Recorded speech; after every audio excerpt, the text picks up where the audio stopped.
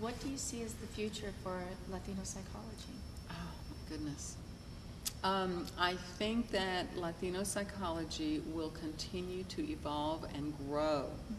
I have no doubt. I mean, Latinos in this country are now the largest ethnic minority group. We will only continue to grow by virtue of both immigration and our birth rates. We will permeate every aspect of society, and the need for, there's a huge gap between our representation in society and in the profession. We have more doctors and lawyers who are Latino than we do psychologists, and that's a challenge. I think a lot of our talented people go into those other professions and don't see psychology as a viable profession, and so we have to work at many, many different levels, including the public school level, to encourage people to consider the invaluable social science of psychology. And so we have to increase the pipeline in order to be able to provide services, to do the research, to do the teaching and training, to provide the organizational consultation that I think we need in order to be able to be responsive to the needs in society for Latinos. So I hope that our population of Latino psychologists increases significantly in the future. Many of us are working very hard to try to make that happen.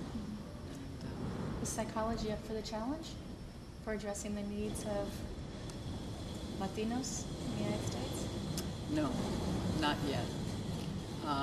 We're trying very hard to get there, and one of the ways that we're trying to get there is by training our white counterparts to provide those services, because there's no way that psychologists of color can do that, and so our white counterparts have to have the skills and have to learn to provide appropriate services, as well as the research and training for the populations.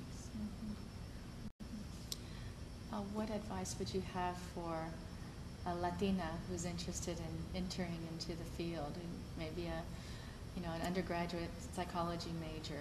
What advice would you have for her?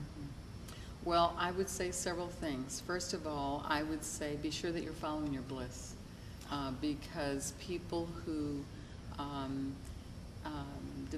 people who major in fields that they love, enjoy, for the most part, there's drudgery in every field, are going to do well. People who learn to work in areas where the work feels more or less natural are going to do very well.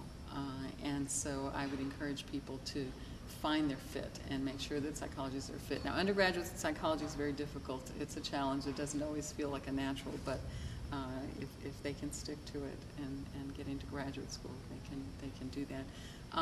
One of the things that I always like to say to women of color in particular, in any field, and that would include psychology, is to learn how to, number one, use their resourcefulness to seek help, to seek support. It's very difficult to do it alone. Learning how to develop support groups is very important. And another thing that's more an individual thing is the importance of how to live with mistakes. A lot of people tend to make mistakes, and I think women of color in particular tend to allow those to define themselves. I see that over and over again, that people allow mistakes to define who they are.